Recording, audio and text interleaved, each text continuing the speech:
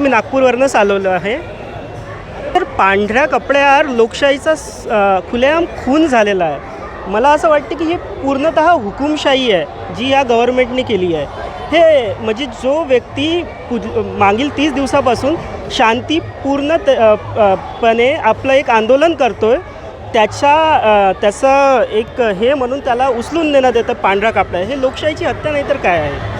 मला असं वाटते की हे जे सरकारने केलं आहे हे खूप चुकीचं आहे. नागपूरचा रहिवासी आहे.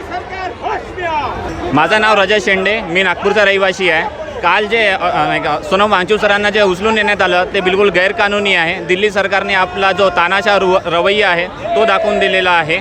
मी याचा निषेध करतो. मला असं वाटते की ते शांती तरीकेने आपलं आंदोलन करत होते. ते कोणाला त्रास देत नव्हते, कोणाला तकलीफ नाही देत होते.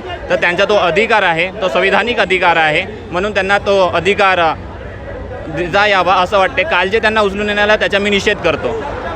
धर्मेंद्र प्रधान आतापर्यंत 20 दिवस उपोषण झाल्याच्या नंतर पण देत नाही. तर मला नाही वाटत ते नाही का ते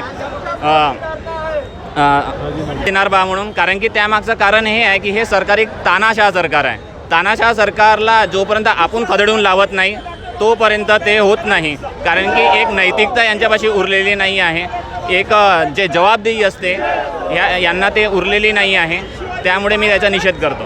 माझं नाव अध्ययनी आहे आणि मी वाडी नागपूरची आहे आणि मी स्वतः MBBS करते आणि मी 2024मध्ये नीट दिला होता जो लीक झाला होता. तर माझ्यासाठी हे खूप पर्सनल आहे आणि आय थिंक जसं सोनम वांगचूक करते आणि त्यांना ज्या प्रकारे ॲज अ क्रिमिनल घेऊन गेले जेव्हा की ते कोणालाच काहीच करत नव्हते. ते खूप पीसफुली आपलं स्वतःचं हंगर स्ट्राईक करत होते.